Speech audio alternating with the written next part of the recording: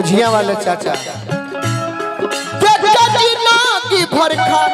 गिर जखम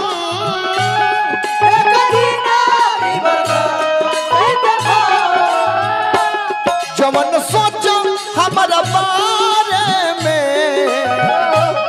तोहरा खातिर हमारा मोइल ना रहे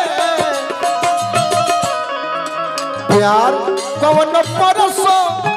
के कोइल ना रहे भुला गइलू ऐसे कैसे भइल ना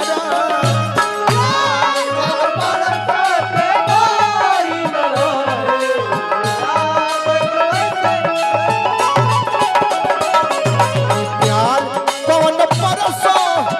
के कोइल ना रहे भुला गइलू ऐसे कैसे भइल ना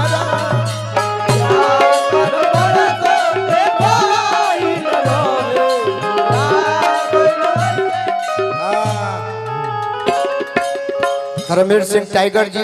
अनूप चाचा हजारों हजार रुपया पुरस्कार दिल बनी अब नहीं खेल देवे का पैसा तब दू पकड़ ले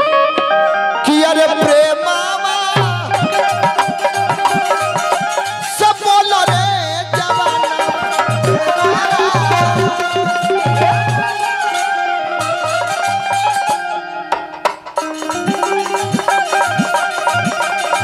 अरे प्रेमावा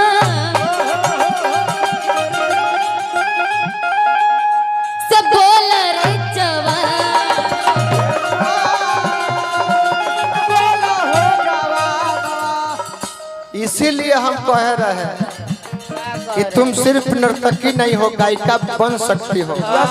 तोरो फोटो लगेगा रहा महोत्सव में कितना स्वर में कहली जौन हम कहनी है प्रेमवा से बोले जमाना तो यो कहली है प्रेमवा से बोले जमाना और बारी ओने जूली डायलॉग बोलता रही लेकिन गावे कहो तो ना गई है इजन कहानी है प्रेमो से बोले जमाना उनका से कह दिए तो ई ना कहे का कहिए वो अपना भाव में कहे जनतर लोग का अरे प्रेमावा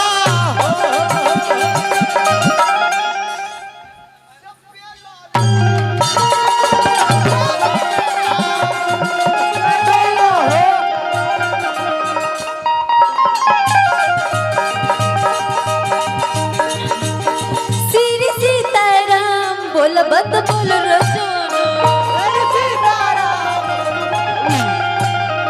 राधापति घनश्याम बोल बत बोल